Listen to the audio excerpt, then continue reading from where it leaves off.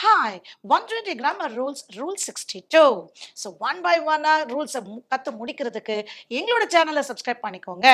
So rule 62 tells question tags for imperative sentences. அதாவது ஒரு sentence அட்வைஸா, ரிக்வெஸ்டா, ஆர்டரா, சஜஷனா, ஒரு கமாண்டா இப்படி எல்லாம் இருந்தா அது imperative sentence. So question tagங்கிறது short question at the end of the statement.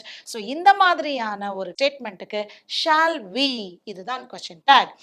Example, let us be aware of this and let us deal with this reform.